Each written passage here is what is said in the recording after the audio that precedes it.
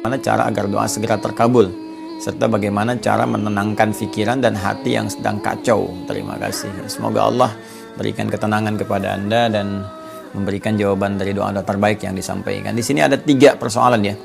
Yang pertama, kenapa doa tidak terkabul? Yang kedua, bagaimana doa cepat terkabul? Dan yang ketiga, bagaimana cara menenangkan pikiran. Ya, penyebab doa tidak terkabul, teman-teman sekalian, kita bisa lacak di salah satu hadis Nabi SAW ketika beliau menerangkan tentang perjalanan panjang. Ya, saya bacakan hadisnya. Qala Rasulullah SAW, langsung ke intinya. Thumma dzakara rajula ya yutilus safara as'atha aghbara. Kemudian Nabi menyebutkan seorang lelaki yang menempuh perjalanan yang sangat panjang sampai dia berdebu, artinya menempuh perjuangan yang luar biasa sampai melewati berbagai medan, kan? Yamuddu yadayhi ila sama, mengangkat tangannya ke langit, fayaqulu, maka dia menyebut ya Rabb, bermohon dengan al-asmaul husna. Ya Rabb, ya Rabb. Dia tempuh 3 hal ya. Dia tempuh 3 hal. Satu, yaitu menempuh perjalanan panjang untuk berdoa. Sedangkan di salah satu keterangan, doa orang dalam perjalanan itu cepat dikabul. Yang kedua, yamuddu yadayhi ilas sama, dia mengangkat tangannya ke langit. Sedangkan mengangkat tangan bagian dari hal yang memudahkan doa terjawab. Ya, ada hadis lain mengatakan innallaha hayyun karimun. Sungguh Allah itu hayyun, maha pemalu, karimun, maha mulia, dan akan merasa sangat malu kalau tidak mengabulkan doa orang yang mengangkat tangannya. Ya, ketika ditanya oleh seseorang, ya Rasulullah, ya apakah doaku, kurang lebih bahasa kita ya, terkabul dengan mengangkat tangan ini bermohon kepada Allah? Ya, maka Nabi balik bertanya, bagaimana jika ada seorang menengadahkan tangannya kepadamu dan memohon sesuatu, apakah engkau akan berikan? Ya, kata dia, aku malu kalau nggak ngasih. Maka kata Nabi, komen Nabi pertama, innallaha hayyun karimun. Sungguh Allah lebih pemalu daripada engkau, lebih mulia daripada engkau. Allah sang pencipta dan sangat merasa malu jika tidak mengabulkan permohonan hamba yang tengah menengadahkan tangan kepadanya. Ini hadisnya sahih, ya kan? Akhirnya yang ketiga adalah menggunakan al-asma al-husna. Ini kaidah yang ada di Quran surah ke-17 Al-Isra ayat 110. Qulid Allah awid ar-Rahman ayyama tad'u falahul asma al-husna. Sebut nama Allah kalau Anda punya persoalan, minta bermohon kepada Allah, sebut namanya, atau Ar-Rahman, atau juga falahul asma al-husna, maka cari nama Allah yang sesuai dengan kebutuhan kita, maka disebut dengan al-asma al-husna. Misalnya kita butuh rezeki, sebut Allahur Razzaq, gitu kan? Dan kita butuh ilmu, Allahul Alim, ya Allah. Ya, butuh kesabaran, Allahus Sabar. Atau misalnya secara umum, kita ingin minta dengan menyebut nama Allah yang berjanji memberikan kebutuhan kita, merawat kita, maka sebut namanya Rabb, Rabb, Rabb. Makanya di diksi Al-Quran seringkali ada narasi doa menggunakan kata Rabb. Rabbana atina fid dunya hasanah, Rabbana la tu'akhidna, Rabbana zalamna, itu menggunakan Rabb. Karena Allah berjanji dalam Al-Quran saat kita masih dalam kandungan usia 4 bulan, berkomitmen dan memohon kepada Allah, Allah mengatakan dengan kalimat Rabb, ingin memenuhi kebutuhan kita sepanjang kita pun komitmen untuk mengesahkan, mentauhidkan Allah Subhanahu wa taala. Itu di Quran surah ke-7 Al-A'raf ayat 172. Wa idz akhadha rabbuka min bani adama min zuhurihim dzurriyyatahum wa asyhadahum ala anfusihim alastu bi rabbikum. Ya, dan kita menjawab qalu bala syahidna. Ya, kita mengatakan kami bersyahadat ya Allah, Allah menjanjikan dengan Rabb. Makanya sering kita mengatakan ya Rabb. Dan orang ini melakukan ketiganya. Perjalanan jauh, kemudian mengangkat tangan, ketiga menyebut al-asma al-husna. Seharusnya doa dia 3 kali lebih cepat dikabulkan dari orang biasa. Tapi apa yang terjadi? Anna yustajabu lahu. Kata Nabi, anna yustajabu lahu. Bagaimana doanya bisa dijawab? Ya, ternyata penyebabnya adalah, ini yang paling luar biasa. Dia melakukan 3 hal yang mempercepat terkabulnya doa, tapi saat yang bersamaan, kata Nabi, tidak berfungsi apa-apa. Ya, karena ada persoalan. Apa persoalannya? Mat'amu haram, makanannya haram. Mashrabu haram, ya kan? Minumannya haram. Malbasu haram, pakaiannya haram. Maghudhiya biharamin, perangkat hidupnya haram. Ya, ternyata yang haram-haram itu bisa menyekat hadirnya sesuatu yang harusnya Allah berikan kepada kita. Ya, saya beri contoh gini misalnya. Ya, kita kalau ada gelas ya, gelas ya kan? Gelas itu kan ada atasnya, ada tutupnya kan? Kalau ditutup, kalau enggak kan semua masuk kan? Ya, tapi kalau kita tutup, maka tersekat tuh, apapun yang mau masuk sulit. Kalau ringan, tembus. Tapi kalau keras, ya balik lagi mental. Ya, seperti itulah cawan hati kita. Kalau kita bermohon dengan kebeningan, air bening masuk, susu masuk, kopi masuk, yang enak-enak masuk semua. Tapi ketika dia ditutup tuh dengan maksiat, tutup dengan maksiat, menutup. Kata Nabi di hadis Muslim, naktah sauda, mulai menutup. Ya, kalau masih ringan, masih ada tembus dikit-dikit. Tapi kalau sudah berat, mantul lagi.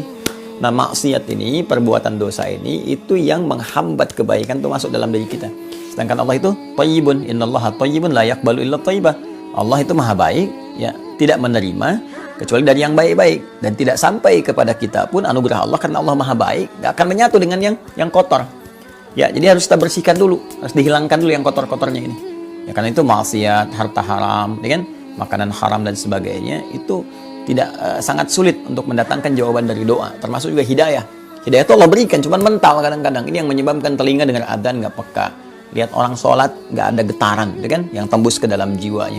Disampaikan ceramah kebaikan malah anti, ya, malah menyoal atau kadang-kadang mencela dan sebagainya. Nah, ini menunjukkan ada sesuatu yang salah dalam perilaku hidupnya. Maka apa yang harus dilakukan supaya doanya kemudian cepat terjawab? Yang pertama dia tobat dulu. Ya, tobat dulu, tobat kembali pada jalan yang benar, tinggalkan yang haramnya. Tinggalkan yang haramnya, tinggalkan perbuatan buruknya. Haram itu bisa karena perilaku anggota tubuh, misal mata menatap yang salah, telinga dengar maksiat, lisan bicara pada yang kotor, atau masuk lewat perut, ya, dari mulut lewat ke perut, ya, dari makanan haram tadi, ya, minuman haram, perangkat hidup haram itu tinggalkan. Ya, begitu kita tinggalkan, Allah pertama berikan ketenangan dalam jiwa kita. Nah, ketenangan ini begitu ada, hadir dalam jiwa kita, nanti baru kita bermohon, Allah kabulkan. Ya, kadang-kadang kita diminta untuk beribadah dulu, untuk menutup dosa-dosa kita sebelumnya. Seakan ingin mengatakan gampang, doa dikabulkan itu gampang. Tapi kalaupun dikabul, sementara kamu masih banyak dosa, bagaimana menutupnya? Maka kita kadang-kadang dipacu untuk meningkatkan ibadah. Ya, orang tuh berhijrah kan, nggak langsung doa dikabul. Tiba-tiba kemudian malah yang terjadi dua hal.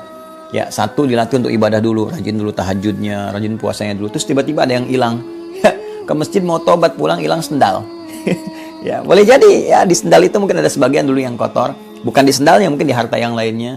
Ya, karena kamu sekarang sudah baik, yang haramnya Allah tinggalkan. Nah, persepsinya bisa jadi begitu. Ya, supaya diganti nanti dengan yang lebih baik lagi, dari harta yang lebih baik. Kalau kita sudah menyadari konsepsi ini dan kita akan tenang ya dalam menyikapi ini semua, sudah mulai meningkat ibadah, ada halawatul iman, enak rasanya meningkat ibadah, sudah baik, ini tandanya tobat diterima.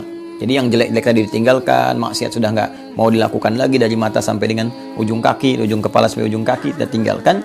Nikmat ibadah ini tanda kemudian tobat diterima. Kalau sudah begitu, maka lakukan beberapa cara yang langsung diisyaratkan dalam Al-Quran untuk mempercepat terkabulnya doa. Seperti Quran surah kedua, Al-Baqarah, saat Ramadan kemarin saya sampaikan. Ayat 186, kan?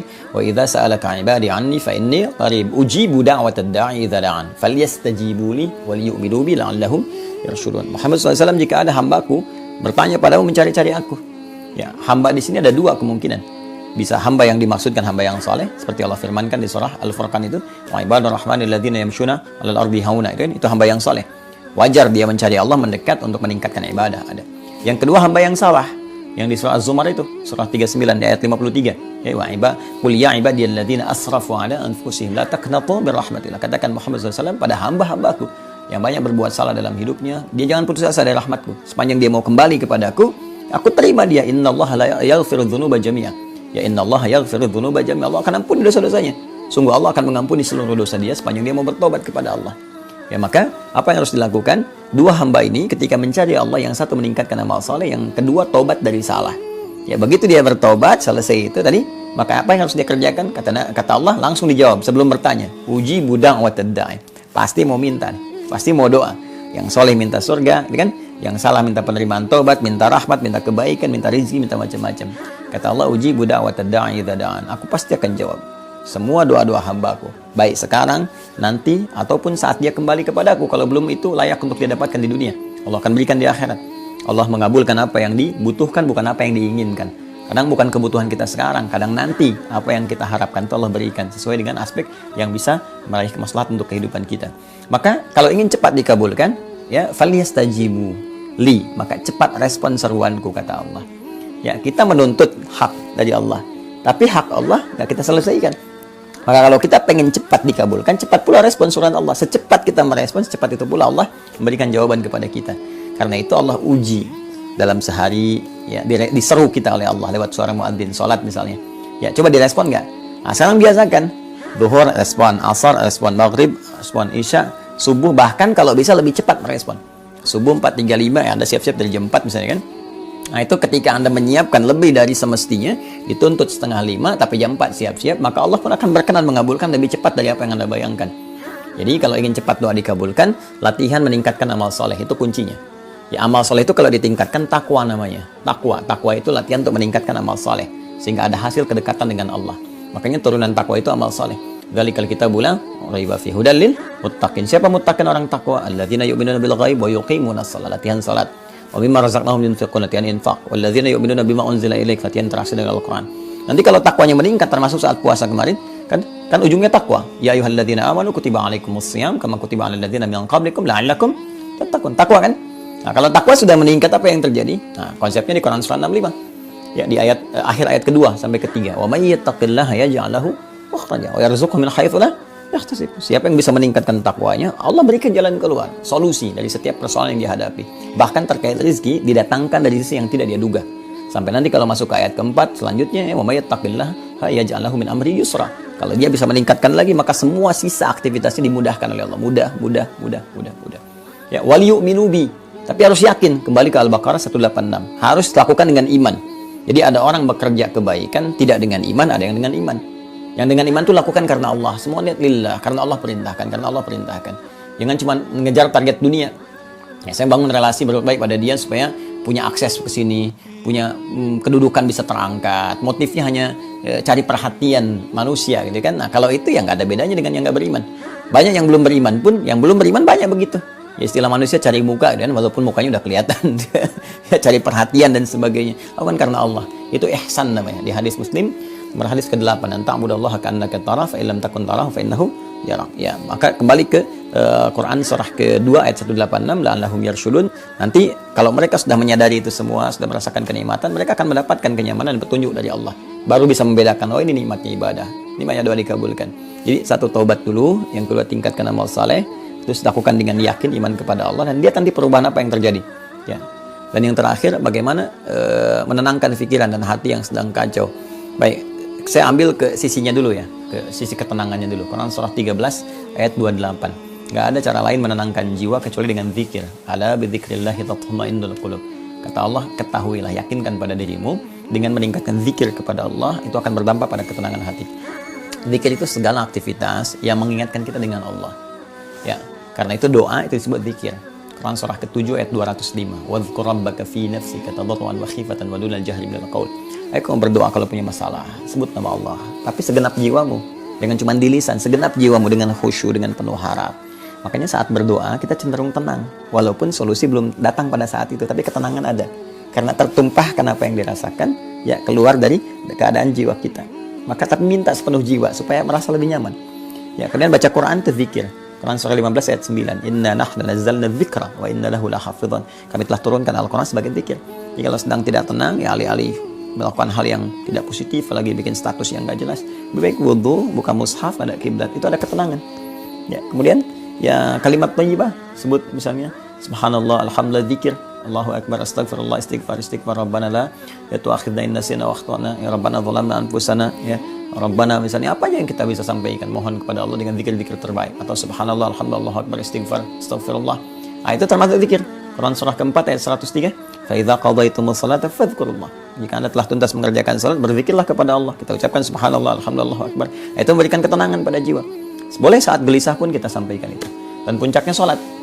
Ya, karena salat itu puncak dari zikir. Istighfar ada dalam salat, subhanallah ada di salat, alhamdulillah ada di salat, Allahu akbar ada di salat, ngaji ada di salat, ya doa ada di salat. Yang semua tadi ada di salat.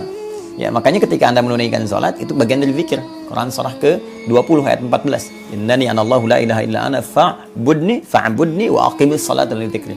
Saya Allah, enggak ada Tuhan selain saya, kata Allah. Ya, maka buktikan engkau menuhankan aku dengan menyembahku. Caranya tunaikan salat sebagai zikir kepadaku.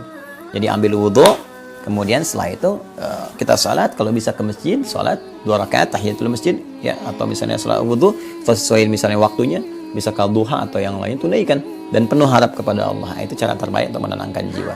Jadi 3 ini kita simpulkan, setelah taubat kepada Allah, tingkatkan amal soleh dan perbanyak zikir dengan menunaikan amal soleh tadi.